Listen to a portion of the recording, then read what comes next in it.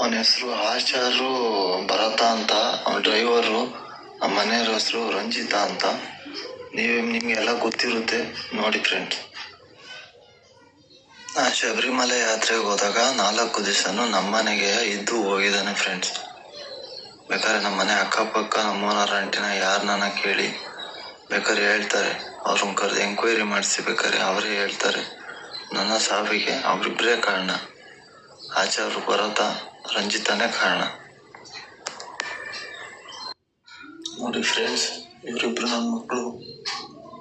ನನಗೊಬ್ರು ಹಿಂಗೂಸಿದ್ರು, ಅವ್ರ ಅಫೆನ್ಸ್ ಸಿಕ್ಕೊಂಡಿದ್ರು. ಒಬ್ಬನ ಜೊತೆ ಹಿಂಗೆ ಓಡೋಗಿದ್ದಾರೆ. ಏನನ್ನಾದ್ರು ಅವ್ರಿಗಂತಂದು ಶಿಕ್ಷೆ ಆಗಲೇಬೇಕು ಅನ್ನೋ ಇವ್ರನ್ನ ನನ್ನ ಮಕ್ಕಳು.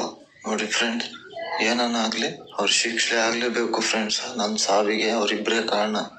ಏನನ್ನ ಮಾಡಿ ಅವ್ರ ಶಿಕ್ಷೆ ಕೊಡಿಸಿ. ಅವ್ರ ಫೋಟೋನು ಹಾಕ್ತೀನಿ, ಈ ವಿಡಿಯೋನು ಹಾಕ್ತೀನಿ.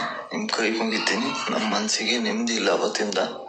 ಏನೇಳ್ರಿ, ಅಷ್ಟು ಪ್ರೀತಿ ಮಾಡಿಸಿ ಮದುವೆ ಮಾಡಿ ಮೋಸ ಮಾಡಿ ನಮ್ಮನೆಗೆ ಕರ್ಸ್ಕೊಂಡು ಮನಸ್ಕೊಂಡು ಇದೇ ಜಾಗದಲ್ಲಿ ಎಲ್ಲ ಕೆಲಸನೂ ಮುಗಿಸ್ಕೊಂಡಿದ್ದಾರೆ ಅವರು. ನೀವೇ ನ್ಯಾಯ ಕೊಡಿಸಿ ಫ್ರೆಂಡ್ಸ್.